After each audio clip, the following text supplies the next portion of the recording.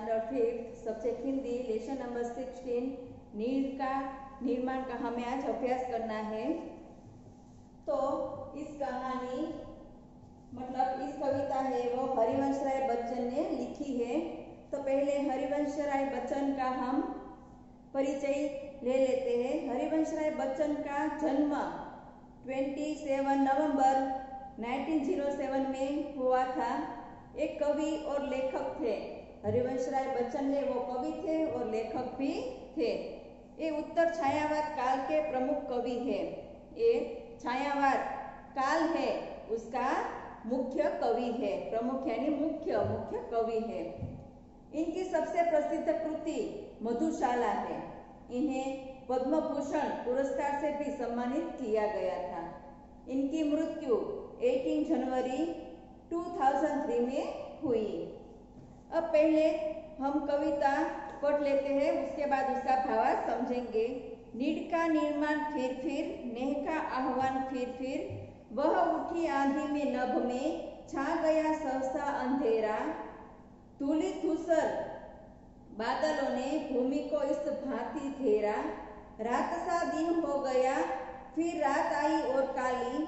लग रहा था अब न होगा इस निशा का फिर सवेरा। रात के उत्पात भय से भीत झन भांति भीत कण कण किंतु प्राची से उषा की मोहिनी मुस्कान फिर वह चले झोंके की कापे भीम कायावान उधर। जड़ समेत उखड़ पुखड़ कर गिर पड़े टूटे विटप पर। हाय तिनको से विनिमित घोंसलों पर क्या न बीती। डगमगाए झबकी कंकड़ ईट पत्थर के महल घर। बोल आशा के विहंगम किस जहर पर तू छिपा था। किस जगह पर तू छिपा था। जो गगन पर चढ़ उठता गर्व से नीच तान फिर क्रुद्धत नभ के वज्रदंतों में उषाहे मुस्कुराती। घोर गर्जनमय गगन के कंठ में खग पंक्ति गाती। एक चिड़िया चोंच में तिनका लिए जो जा रही है वह सहज में ही पवन 49 को नीचा दिखाती। नाश के दुख से कभी दबता नहीं निर्माण का सुख। प्रलय की निस्तब्धता से सृष्टि का नवगान फिर।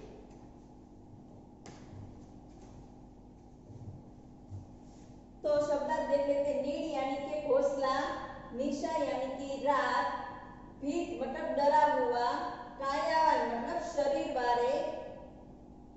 वाले, विनिमित मतलब बना हुआ, खग मतलब पक्षी, निस्तब्धता मतलब गतिहीनता, आह्वान मतलब बुलावा पुकार, उत्पात यानी उछलना उपद्रव, प्राची यानी पूरब दिशा, भूधर मतलब पहाड़, सहज मतलब आसान, विहंगम मतलब पक्षी,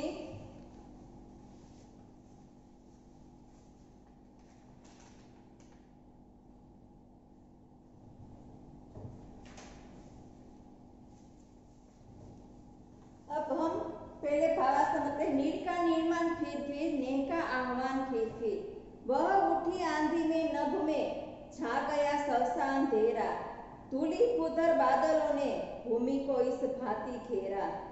रात सा दिन हो गया फिर रात आई और काली। लग रहा था अब न होगा इस निशा का फिर सवेरा। हरिवंश राय बच्चन कहते हैं कि बार बार प्रेम की पुकार लगाता हुआ चहचहाता हुआ पक्षी एक नई बार अपने घोंसले निर्माण करता है। पक्षी है वो किसी हवा से या नीचे गिरने से उसका जो घोंसला है वो टूट जाता है। फिर भी वह हिम्मत नहीं आते हैं और वह अपने घोंसला फिर से बनाते हैं। तो कवि कहते हैं कि बार बार प्रेम की पुकार लगाता हुआ वो प्रेम से बार अपना घोंसला बनाता है, निर्माण करता है। जब वह अपने घोंसले को घास फूस और तिनकों की सहायता से बनाकर तैयार करता है।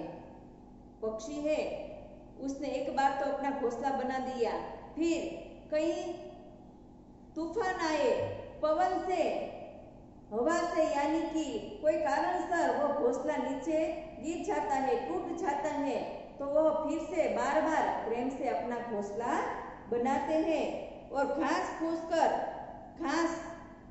फूस और तिनकों से फिर से वह अपना घोंसला बनाते हैं। तभी अचानक तेज तूफान हवा ने चलने लगती है, वह फिर से भी वह घोंसला बनाती है, फिर से कोई तूफान आता है, तूफानी हवा चलने लगती है और आकाश में अचानक अंधेरा छा जाता है और बादल धरती को इस चारों तरफ से घेर लेते हैं कि दिन में रात होने का अनुमान होने लगता है।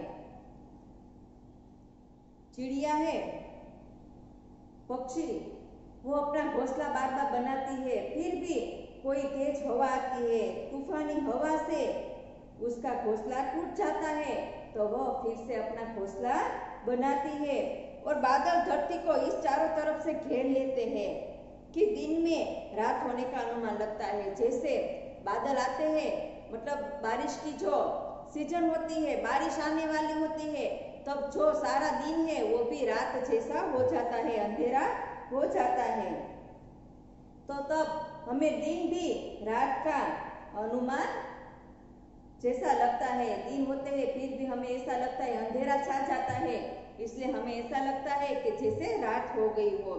आकाश साफ न होने कारण चंद्रमा की किरणें धरती पर नहीं पहुंच पाती हैं। बारिश के दिन आते हैं तब हमें आकाश में भी चंद्रमा की किरणें धरती पर नहीं पहुंच पाती है और रात पहले की अपेक्षा बहुत काली हो जाती है और रात है वो भी बहुत काली काली हो जाती है। भयंकर काली रात को देखकर ऐसा लगता था कि मानो यह रात कभी बीतेगी ही नहीं और नहीं नया सवेरा होगा। रात के समय यह उपद्रवित वातावरण, जैसे हमें ऐसा लगता है जब रात को बारिश आने वाली होती है तब रात में अंधेरा तो होता है, लेकिन बारिश की वजह से फिर से जोरदार अंधेरा हो जाता है, तो ये अंधेरा देखकर हमें मन में ऐसा लगता है कि जैसे सुबह नहीं होगी। उसी तरह मनुष्य को भी इस पक्षी की तरह बार बार हमें हिम्मत से काम करना चाहिए, हमें भी पक्षियों की तरह अपना घर बसाना चाहिए। रात के उपद्रव भय से भीतित जनप्रीत कण, किंतु प्राची से उषा की मोहिनी मुस्कान फिर प्रत्येक व्यक्ति मन में जीव जंतु और धरती के कण कण को भ्रमित कर देता है। तभी अचानक पूर्व दिशा की तरफ से मोहिनी मुस्कान को बिखेरते हुए सुंदर सूर्य का उदय होता है। जैसे रात में बारिश चली जाती है, फिर सुबह होती है, तो सूरज की जो किरणें हैं वो उदय होता है, सूरज का उदय होता है, सूर्य का उदय होता है और प्रत्येक प्राणी मन से आशा की भावना संचार करता है, मन में एक नई भावना जाग उठती है। पक्षी के माध्यम से कवि मानव जाति को संदेश दे रहा है कि हमें जीवन में कठिनाइयों से हार न मानते हुए जीवन रूपी रास्ते पर हमेशा आगे बढ़ते रहना चाहिए, नया निर्माण करना चाहिए।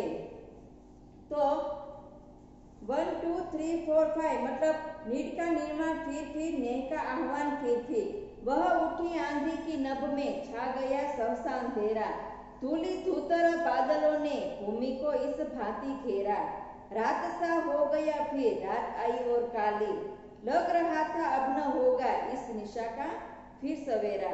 जैसे बारिश की रात होती है तब हमें डर लगता है कि जैसे सुबह नहीं होगी।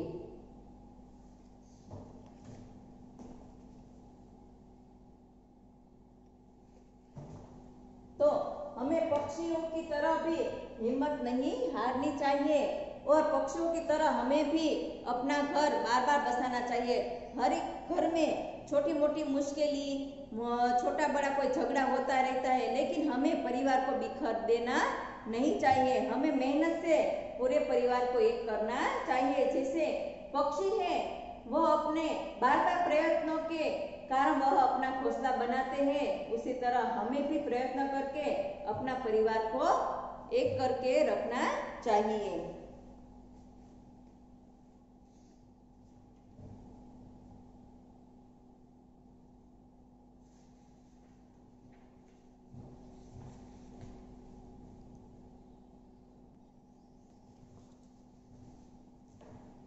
जड़ समेत उखड़ पुखड़ कर गिर पड़े टूटे विटप पर, हाय तिनको से विनिर्मित घोंसलों पर क्या न बीती, डगमगाए झपकी कंकड़ ईट पत्थर के महल घर। तो तूफान में हवा के झोंकों से धरती कांपने लगती है। तूफान जब आता है तब तूफान के हवा के कारण वो धरती है वो कांपने लगती है। बड़े बड़े जो पर्वत है वो भी हिल जाते हैं, हवा के कारण बड़े बड़े पर्वत है वो भी हिल जाते हैं। विशालकाय पेड़ भी जड़ से साफ उखड़ कर गिर जाते हैं। जब जोर से हवा आती है तब विशालकाय मतलब मजबूत जो पेड़ है वो भी जड़ से टूट जाते हैं, वो नीचे गिर पड़ते हैं। ऐसे समय में तिनके से बना हुआ कमजोर घोंसला इस भयंकर तूफान से टिक नहीं पाता है। जो विशालकाय मतलब जो मजबूत पेड़ है वो भी हवा के कारण गिर जाते हैं। तो एक घोंसला तो छोटा होता है, तो वो जो घोंसला होता है वो भी भयंकर तूफान से गिर जाते हैं, वो भी टिक नहीं पाते हैं। ईट कंकर पत्थर के महल घर के ईट कंकर पत्थर आदि से बने हुए घर और महल भी तूफान में डगमगा जाते हैं। जैसे कोई धरतीकंप आए, तेज हवा आए तो ईट कंकर पत्थर से जो हमारा जो घर बना है वो घर है, महल हो, वो भी तूफान में डगमगा जाते हैं।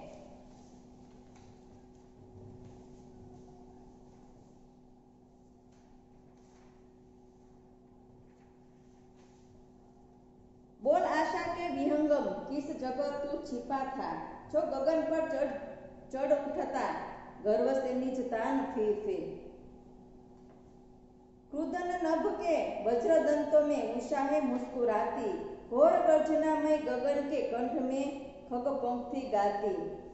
कि बड़े बड़े पर्वत हिल जाते हैं, विशाल पेड़ भी जड़ से उखड़ जाते हैं। ऐसे समय में तिनके हैं, वो तिनके से बना हुआ कमजोर घोंसला भी भयंकर तूफान में टिक नहीं पाता है। ईट कंकर पत्थर आदि से बने मकान हो, घर हो, महल हो, वो भी तूफान के कारण डगमगा जाते हैं।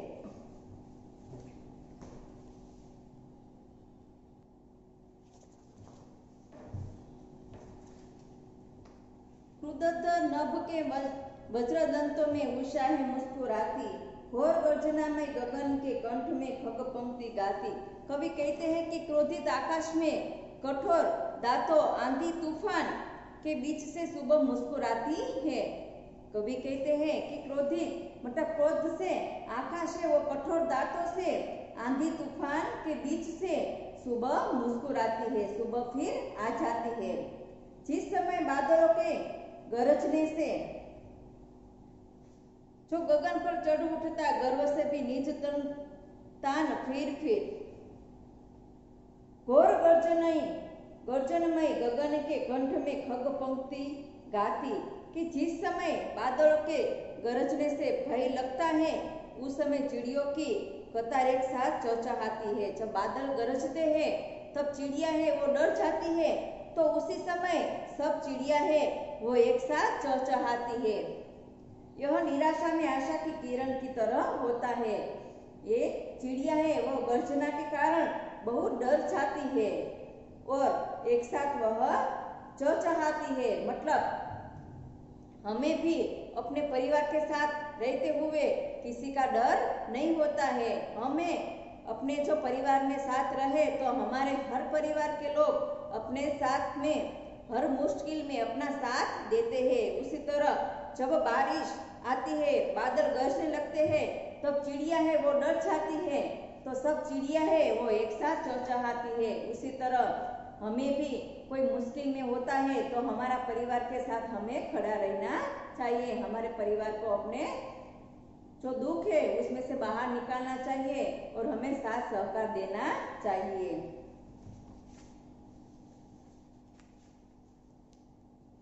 एक चिड़िया चोंच में तिनका लिए जो जा रही है, वह सहज में ही पवन उनचास को नीचा दिखाती है। एक छोटी सी चिड़िया अपने चोंच में तिनका लेकर जा रही है। एक छोटी सी चिड़िया है, वह अपनी चोंच में एक तिनका लेकर जा रही है। वह चिड़िया अति सहजता से पवन को काटते हुए अपना रास्ता बनाकर उड़ जाती है। चिड़िया है वो पवन के कारण भी वह अपने सहलाई से, सहजता से, मतलब आसानी से वह अपना रास्ता है वो काटते हुए अपना रास्ता बनाकर उड़ जाती है। कहीं ना कहीं से वह अपने आपको वह उड़ने के लिए अपना रास्ता बना लेती है। ऐसा लगता है वह अपने मार्ग में आने वाले सभी बाधाओं को नीचा दिखा रही है। चिड़िया है वो अपने चोंच में तिनका लेकर जा रही है, तो वह जोर बारिश आती है, पवन आती है, हवा आती है, तो वह अपने चोंच से जो तिनका है वो लेकर आसानी से वह अपना रास्ता बना लेती है। ऐसा लगता है वह अपने मार्ग में आने वाली सभी मुश्किलों को भी नीचा दिखा रही है। उसी तरह हमें भी चिड़िया की तरह, पक्षी की तरह हमें भी मेहनत करनी चाहिए। हमें भी अपना मार्ग ढूंढ लेना चाहिए, मार्ग का रास्ता हमें साफ कर लेना चाहिए।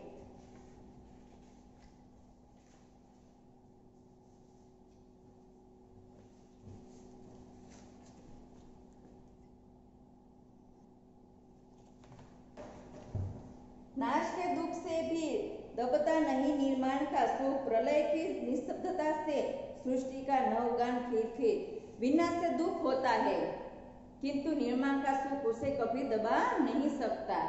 प्रलय आने के बाद चारों तरफ नीरवता छा जाती है, मतलब निराशा छा जाती है, लेकिन इससे नई सृष्टि के नए गीत बार बार गाए जाते हैं।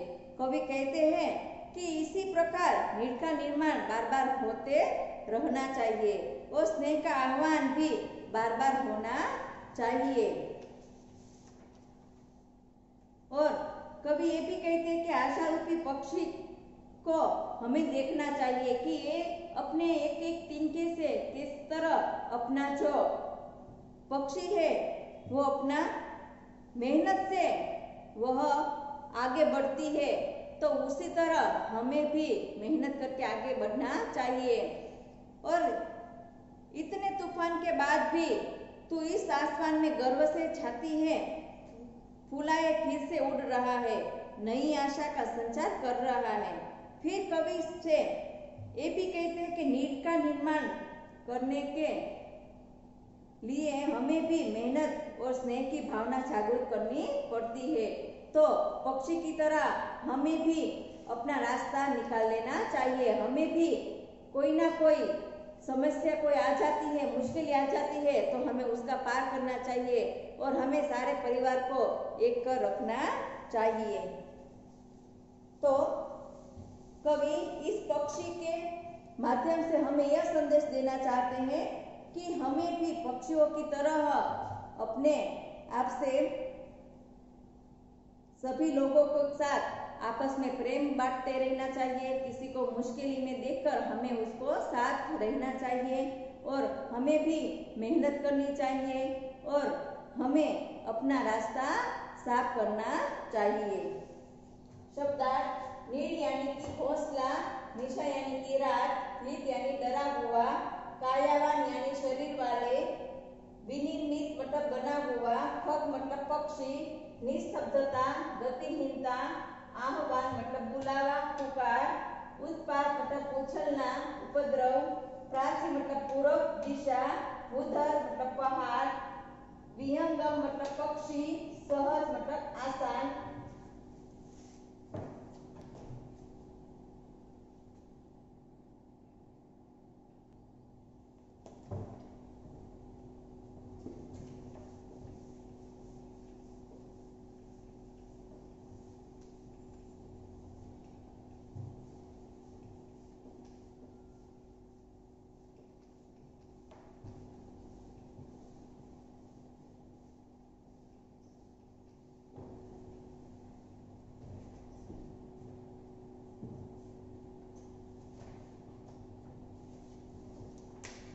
पेज नंबर 100 में मौखिक प्रश्न और लिखित प्रश्न वो आपका असाइनमेंट में दिया है, इसलिए लिखित प्रश्न और मौखिक प्रश्न का अभ्यास आपको असाइनमेंट में से करना है, इसलिए नहीं लिखवा रही हूँ।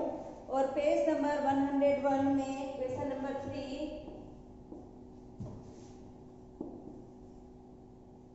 क्वेश्चन नंबर 3 सही विकल्प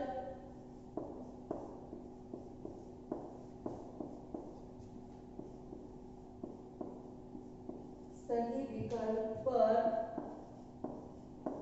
सही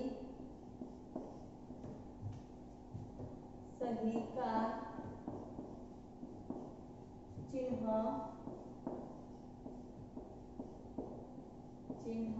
लगाइए।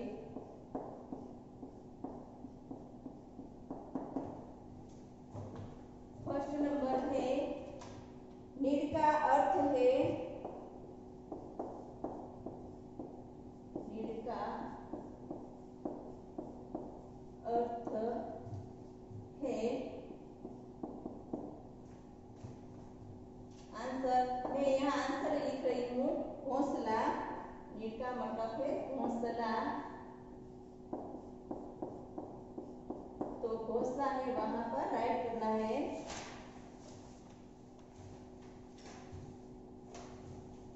2 नंबर राक्षसा, राक्षसा क्या हो गया था,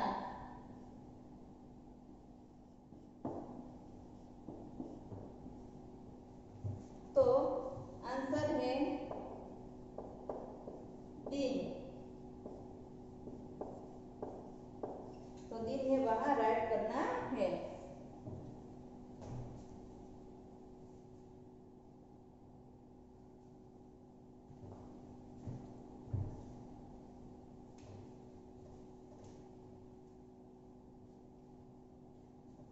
नीड का अर्थ है घोंसला, तो घोंसला है वहां पर राइट करना है। 2 नंबर राक्षसा क्या हो गया था, तो आंसर है दिन, तो दिन है वहां राइट करना है।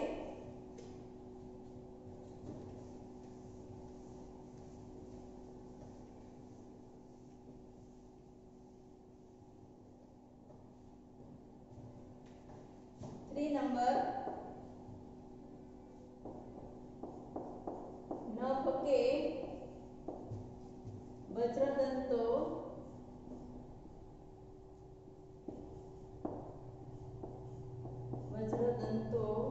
में कौन मुस्कुराता है,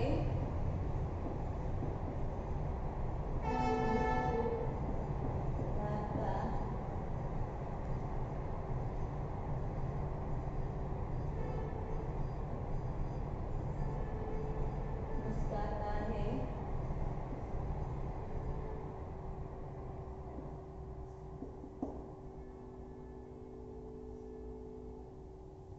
नभ के वज्रदंतों में कौन मुस्कुराता है, तो आंसर है उषा, तो वहां राइट करना है। 4 नंबर चिड़िया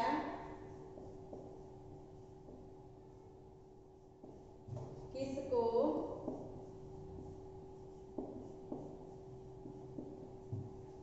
नीचा दिखाती है,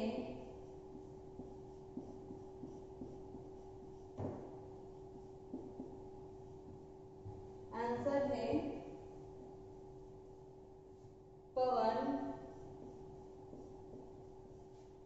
49 को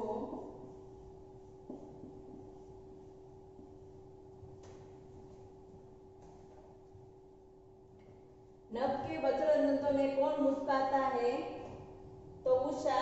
4 नंबर चिड़िया किसको नीचा दिखाती है, पवन 49 को।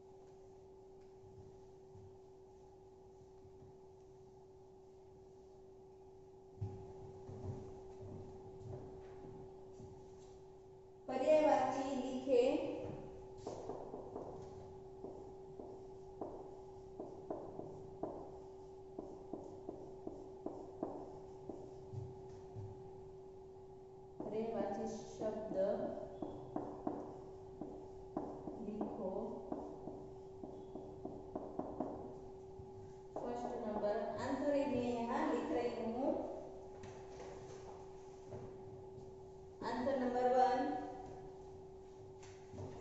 पवन, फर्स्ट नंबर।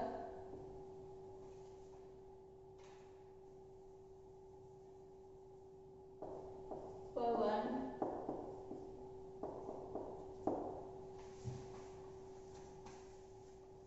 पवन तो हवा, वायु, 2 नंबर खग,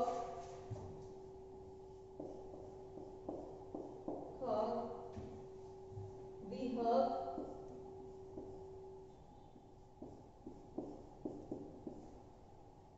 पक्षी,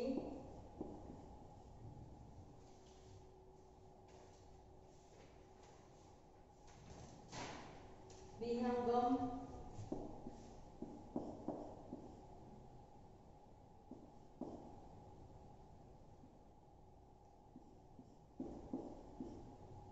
नंबर गगन,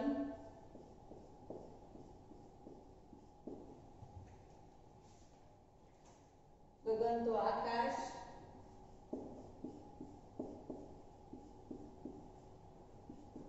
न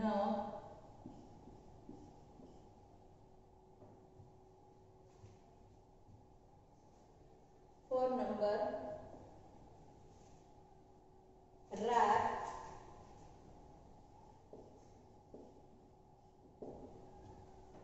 रात तो निशा,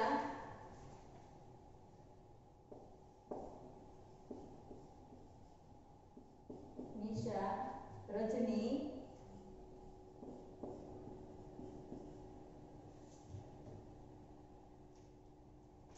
5 नंबर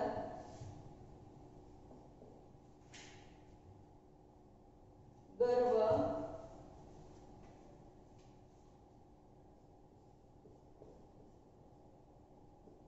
अभिमान,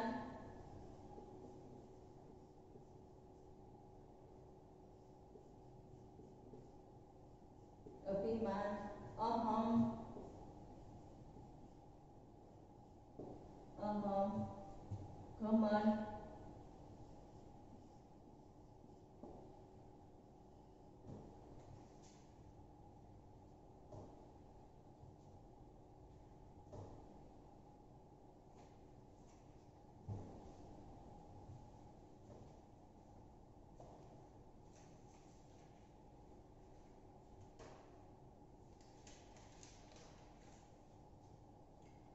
पर्यायवाची में पवन तो हवा, वायु, 2 नंबर खग, विहग, पक्षी, विहंगम, 3 नंबर गगन तो आकाश, नभ, 4 नंबर रात तो निशा, रजनी, 5 नंबर गर्व तो अभिमान, अहम, घमंड।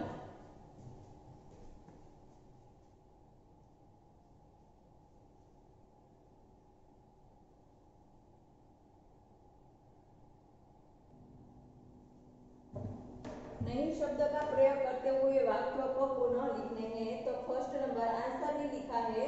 तो क्वेश्चन है खगों की पंक्तियां गा रही है, तो उसका आंसर है खगों की पंक्तियां नहीं गा रही है, तो यहाँ नहीं लगाना है। 2 नंबर चिड़िया तिनका ले जा रही है, तो चिड़िया तिनका नहीं ले जा रही है। 3 नंबर आज भूकंप आया है, तो आज भूकंप नहीं आया है। 4 नंबर बिजली चमक रही है, बिजली चमक नहीं रही है।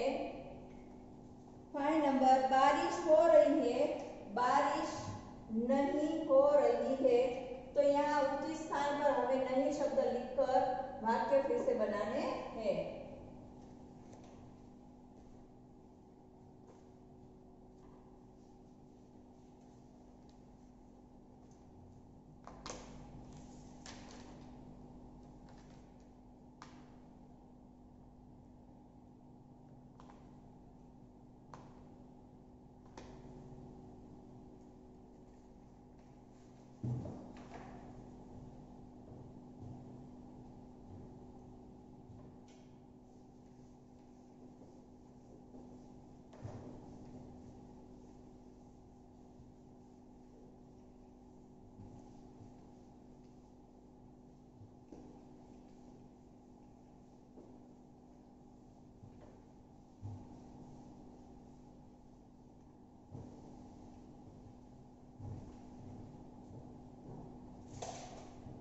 Number 103 homework.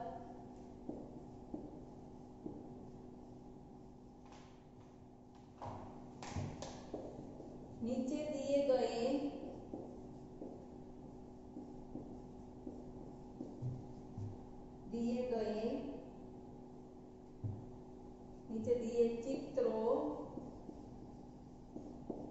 चित्रों में रंग भरे।